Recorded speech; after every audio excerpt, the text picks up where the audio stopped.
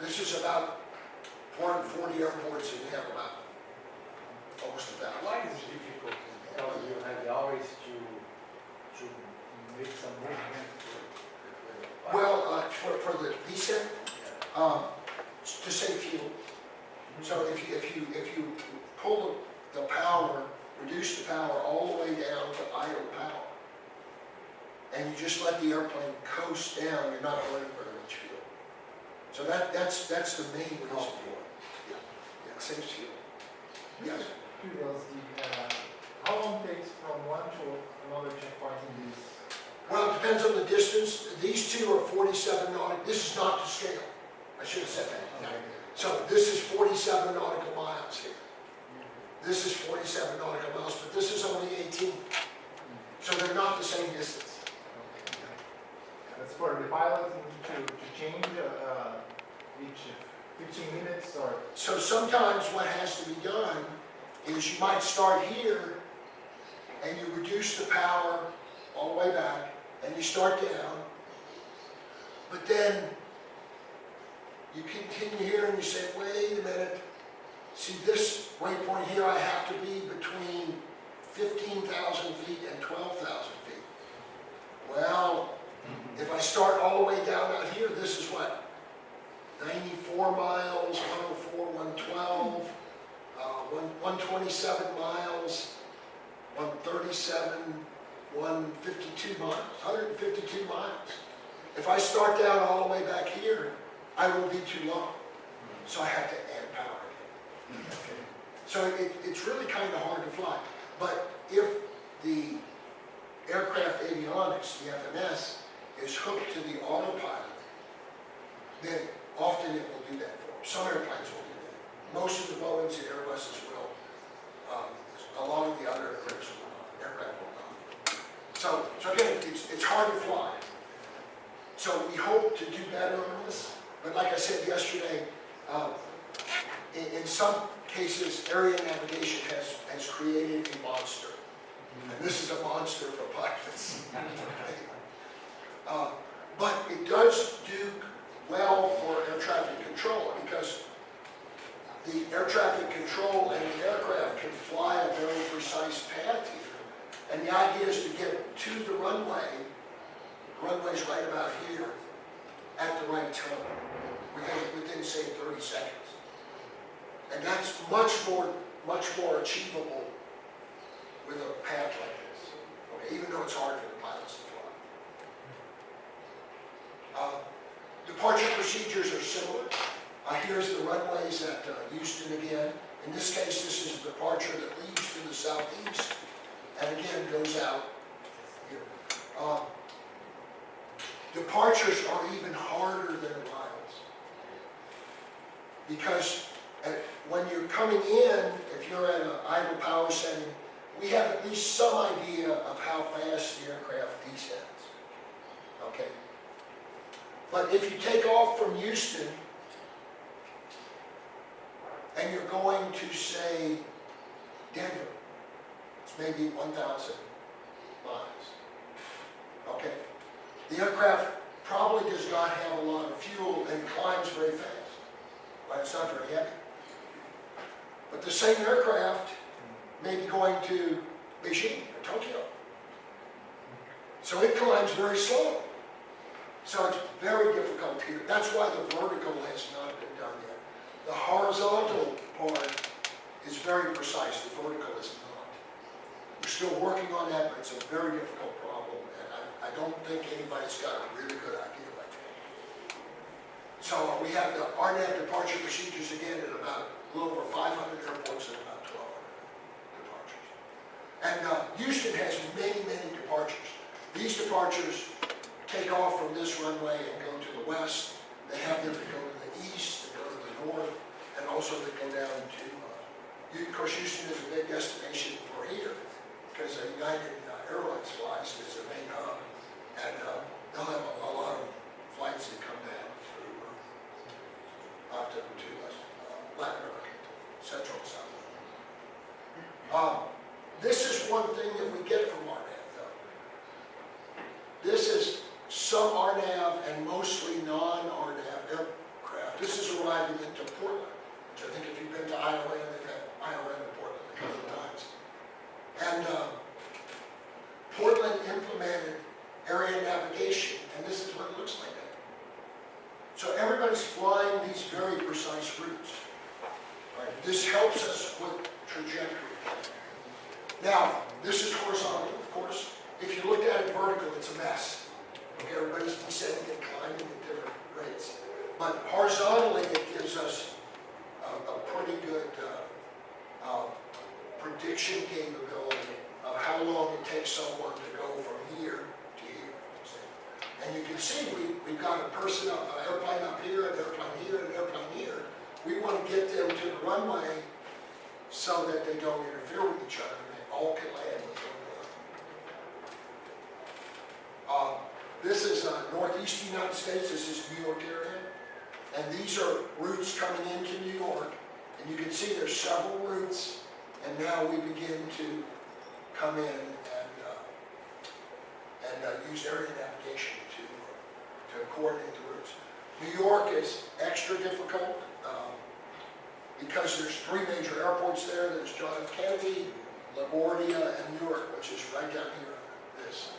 And so three major airports, all within about 30 miles of each other. So very difficult. And that's a complication, and that's one reason why you see these different routes coming in, because they're coming into different airports.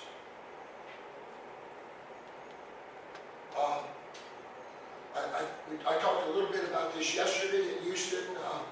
We do what's called independent approaches, so you can have an independent approach stream coming to this runway, and to this runway. And you reminded me yesterday that Brasilia does this now. We actually went to Brasilia, I guess, 6 or 7 years ago. I don't remember exactly. You know, when you get old, you can't remember everything. And there was a taxiway problem, and we talked to them about how to fix that taxiway problem. So now Brasilia does this also for independent approaches. There's only about 7 or 8 airports outside of the U.S. that do independent approaches, so congratulations to Brazil there. But again, we try to fly all of these approaches at the same time. And they're called independent parallel approaches. The problem we get into is that in order to line the aircraft up, they're way out here. This is one of the approaches. This is the runway. This is where the approach starts, and it's 26 nautical miles. So that means if you come in from the east here, for example, you have to go out here about 26 nautical miles and turn back around and come back. That's not very efficient. It's not good for fuel, it's not good for time, and it's also much harder to predict when the aircraft is going to want to get to the runway. Yes? How is the distance between these runways? Are they very close? These are about 1,700 meters, I believe. Yeah. The way we do independent approaches is there's approach to this runway, approach to this runway, and approach to this runway. And there's one controller looking at the approaches on each runway. And if any aircraft starts to turn off towards this runway, they break the aircraft out. So they separate them right away. So that's the first thing I worked on when I came to Miner 30 years ago, was these independent approaches. So, but again, the problem here is that when you're coming in this case from the east, you have to go all the way out here and turn around and come back. So we developed a procedure where instead of going all the way out here to come in, you come in and you actually turn in close. Okay, and we use R&P to do that. This is very nice because this is a very precise path to come in and turn around. Okay, and we have a number of different paths to get to that, but the main one here is this We call it radius to fix, and this is an RNP term here. Okay. And this, I showed this movie yesterday, but let me show you this again for the folks that weren't here. Unfortunately, this machine, it looks like a Mac, but it's only running as a PC. Oh. So we have to go get the, Just really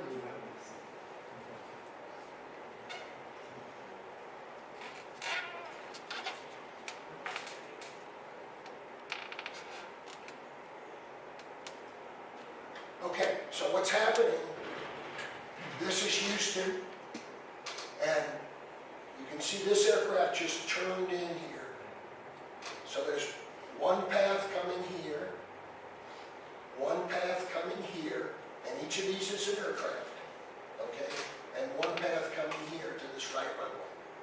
And you can see these aircraft are coming out, they're going about 20 miles away, and turning back in and coming into lane. This guy's even going farther out to lane. All right. Now watch this airplane here, because he's not going to go all the way out here. He's going to turn right here. Now you'll notice this guy here was in front of this aircraft, but now this aircraft is in front. Okay?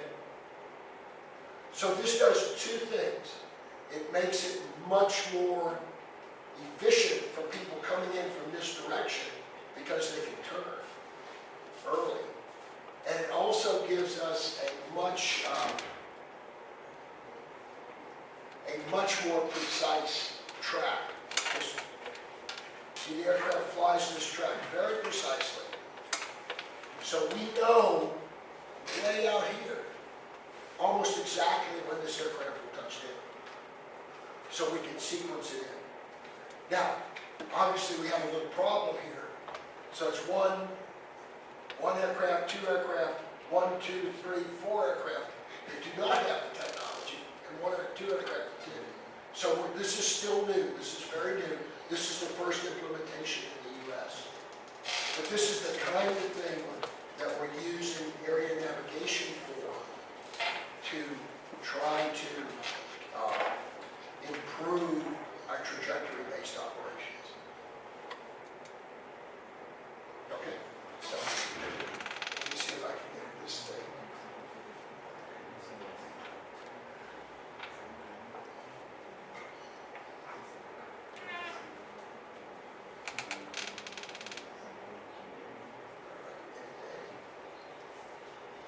Okay. So that's called established on RNP or EOR, another acronym. All right. So that's basically the trajectory-based operations. So this is where we are trying to estimate the position of the aircraft, estimate when it will get to the runway at its destination, and try to make sure that there's no conflicts along the way, and especially at the runway. So this is a system-wide estimate of when the aircraft should take off in order to get to the runway at the right time. Okay. And of course, we adjust that in the middle sometimes. We'll tell an aircraft maybe to slow down or speed up and things like that. But that's trajectory-based operations. Now, another thing that we're working on, again, this is not implemented yet, is called interval management. So right now, the air traffic controller tells the aircraft what route to fly, and in some cases, how fast to fly. Okay? Wouldn't it be nice if we had two airplanes, and the controller could say, just follow the airplane in front of you? We do that today in what we call visual approaches, and I can see the aircraft in front of me, and I can follow. But I can't do that in the clouds. Okay, so we'd like to be able to do that in the clouds. And how do we do that? Well, let me get over here. So what we have is this ADSB. Okay, so the ADSB, like I said, transmits from the aircraft down to air traffic control, but it also transmits to the other aircraft. Okay, so suppose the controller could determine pairs, all right, and figures out how far apart the controller wants these aircraft. Typically, that's 3 or 4 nautical miles in most places. Okay. He communicates this aircraft's call sign to the trailing aircraft. Then he tells the trailing aircraft to follow this aircraft and how far to follow. The trailing aircraft sets that into the avionics, and the aircraft will follow the aircraft. Sounds simple. It's not, okay. But like I said, ADS-B is a key to this because when I have ADS-B in my airplane and the aircraft in front of me has it, I know exactly how far away I am. Also on my display, I can see the other aircraft. I can see a position of the other aircraft. I can see the other aircraft's speed and altitude. So this is very, very good. And like I said, these are ADS-B. Mostly what we're using here is the air-to-air function of ADS-B. But we're also using the air-to-ground function because the controller can watch the aircraft also. So if we don't have radar, the controller still can be in this. But we have to have ADS-B to do this. Obviously, we don't need this. Let's do this. This is what it looks like. So this is my aircraft here. Okay? And this is the aircraft I've been told to follow. Okay? And this is a measure of the spacing as to whether I need to get closer or this line right here, this is the minimum spacing and this is the optimal spacing. It looks like we're a little bit far away right now. So this is the idea, is the aircraft display. See, this says separate from AWE 796, so that's the aircraft in front of me. And I like an alert when I'm 3.2 miles behind that aircraft, and the minimum is 2.5 miles. So what I'm doing right now is following this aircraft. It looks like I'm more than 3 miles now. I think this is the 3.2 alert, and this 2.5 is the minimum. So the idea is the pilot would adjust his speed to follow this other aircraft. And the idea here now is that the controller can tell the aircraft to follow, and this aircraft will land, be clear of the runway, and then this aircraft can land. So we can do that as fast as possible and make the best use of the runways when it comes in. So that's really the good one. Sorry, in this case, the controller just try to follow one. The controller, right now, the controller will tell this aircraft maintain 150 knots. Okay, and tell this aircraft to maintain 150 knots. The problem is, as you get close to the runway, the aircraft don't want to maintain, they want to fly on approach speed. So this allows the pilot inside the cockpit and the airplane to adjust the speed so that the spacing is correct. Okay. And it works. It's much, much better than the controller trying to do it. And the idea, what we would like is everybody to be exactly 2.5 miles. Because with regular, say 737 and Airbus 320 aircraft, that's the minimum spacing. And if everybody came in at 2.5, we'd have the most number of landings per hour. So we get pretty close to it. This is all it's better. It's a much more improvement than the controller truck. Did you have a question? Yes, it was kind of related to this. Now I was wondering, you mentioned that this is made to be done by pairs, or pairs but in sequences. Pairs but in sequence. Good question. Yeah. So to show you here, this aircraft is following this pair. There's probably another aircraft back here following this one. But I'm in this aircraft. I don't care about him. He's not my responsibility. That's his responsibility. So in his cockpit, I'm here, and he's there. Right? So yes, it's pairs of aircraft, but it's a sequence of aircraft that are paired together. So that appears an advantage. But one problem don't emerge when you are only giving high attention to the first one, because if the first one has any problem, all the others go to the wrong way, right? Yes. So this works well, but you're right, if this has a problem and has to go around or has to slow down for some reason, and you know, I always laugh because airlines are very competitive, right? So if this is gold and this is azul, maybe he'll just slow down. But yeah, the idea is we want to try and work together. And most of the flights, the very large majority, maybe more than 99%, don't have a problem here. And it works very well. But you're quite right, if this aircraft has a problem, this aircraft's going to have a problem. And probably people behind. Yes. Vince, Yes. does it have an alert system? I mean, if something goes wrong? Alert? Honor among pilots? Yeah. There's still a question of,